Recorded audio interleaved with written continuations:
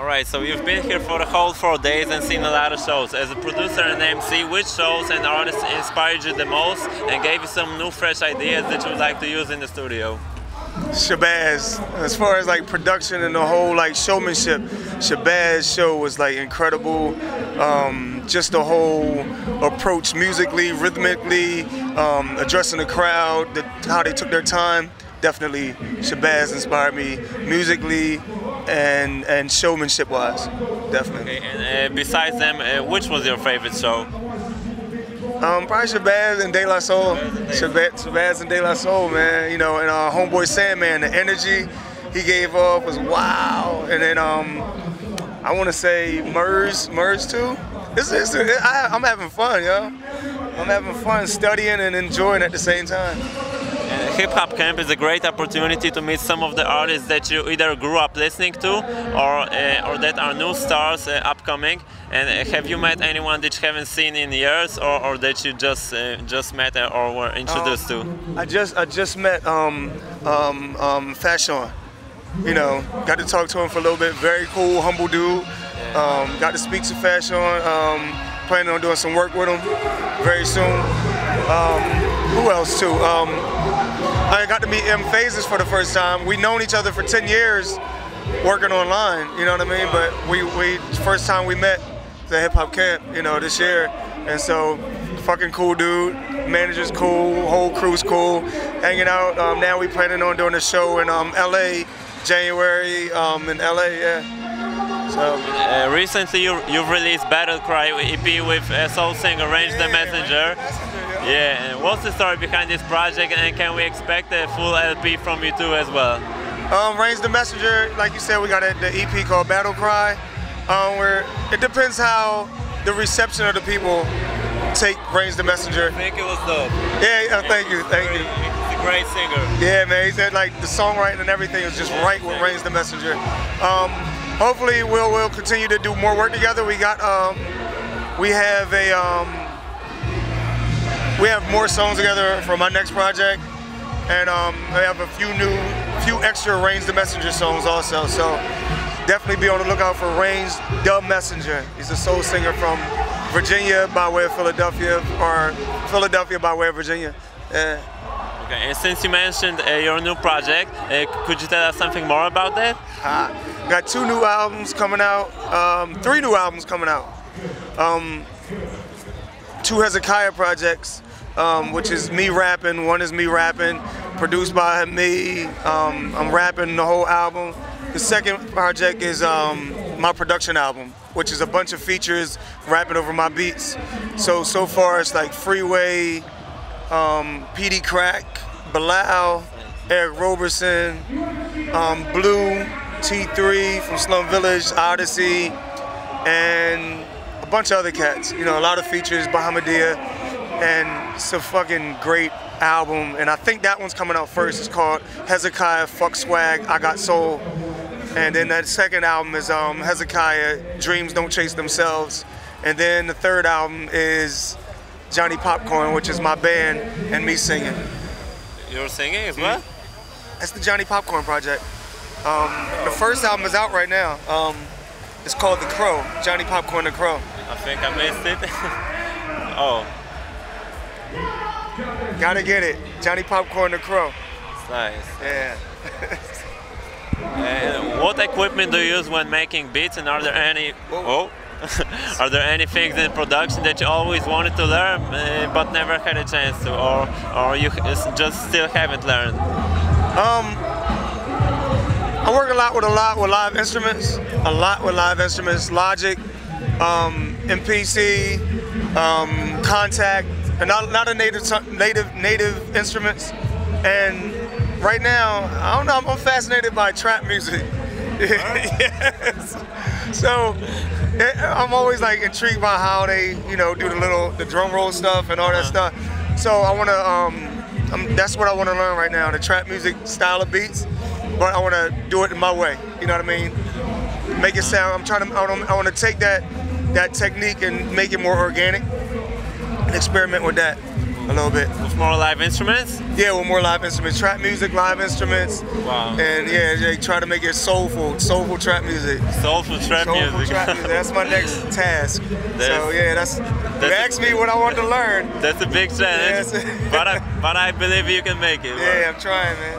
And how did you get into producing, and what did your first beat sound like?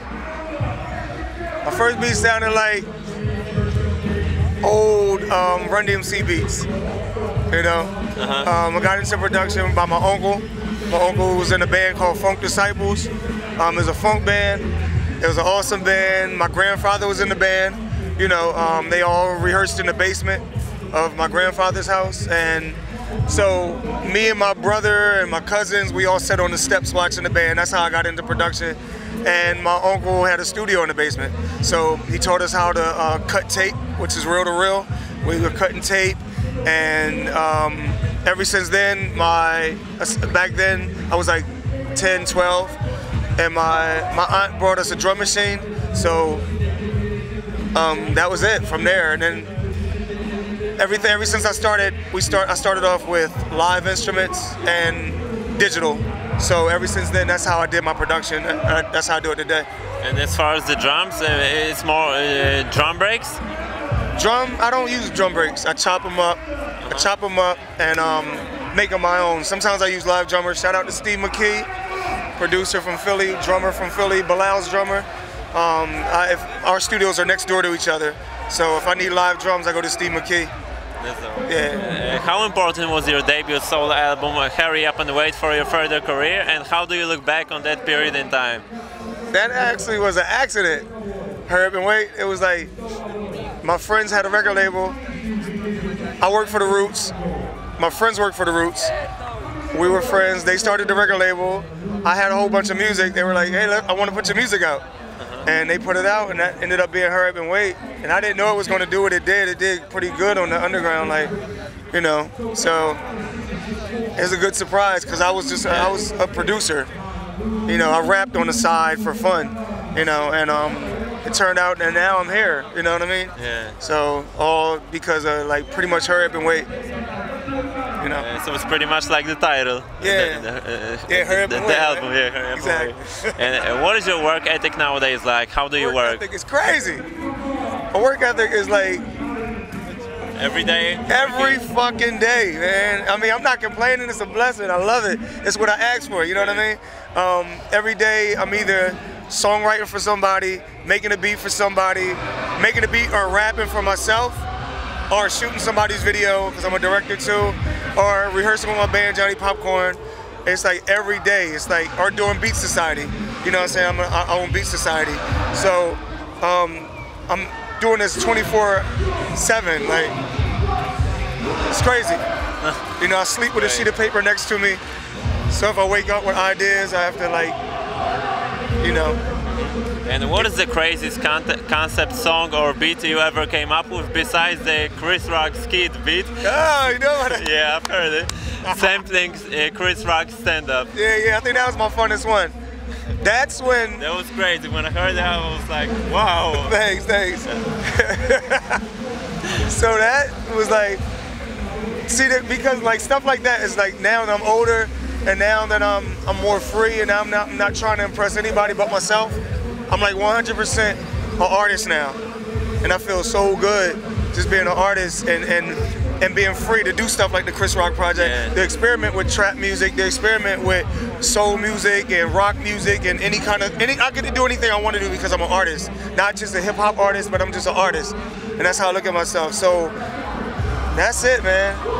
That's it, like, and then I'm looking forward to breaking more ground and just experimenting, being a leader. Because sometimes the leaders don't get credit, but the people that follow the leaders do. And what they say, first you have the imitators, first you have the originators, then you have the imitators, then you have the followers. Yeah. The people that just follow the imitators, but nobody really knows the originator. You know, so I'm cool with being the originator of stuff. You know. That's great. And who did you want to be growing up, and which of those childhood dreams came true thus far? As a kid, I wanted to be Michael Jackson.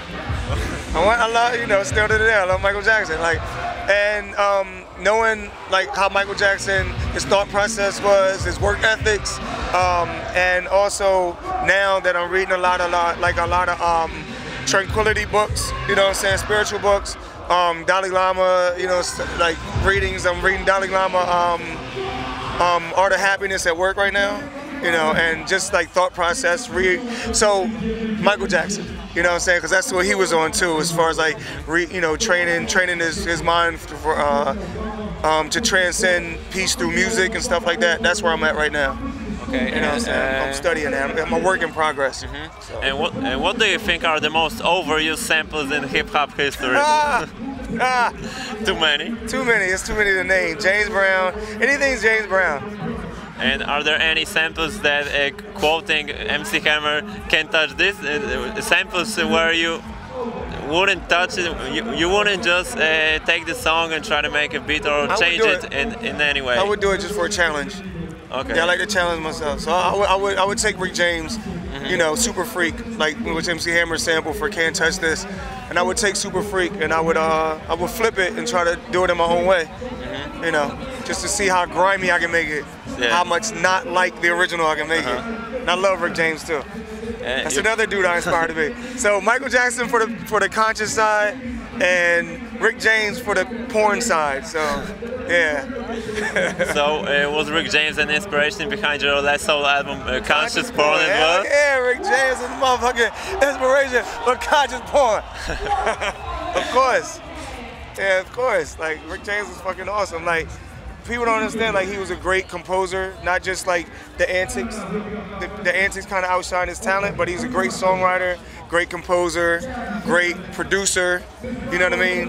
He's a great visualist, great stage presence. Like, Rick James is awesome. Singer, everything. And you're known for bringing that classic underground, let's say, hip-hop style, but what do you listen to on a daily basis? What music? I wish System of a Down would make a new album, because I keep listening to System of a Down. Like, they need to make a new fucking album. Surge, please get back on the vocals. Your band needs you. Other than that, I'm not really impressed by a lot of shit right now. Like, as far as like taking me somewhere, I need to like be taken somewhere. Like, as far as the classic albums.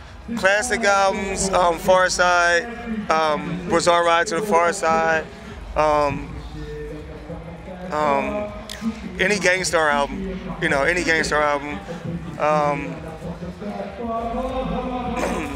I don't know, man. Any Otis Redding album, any Betty Davis album. Yeah, man, awesome.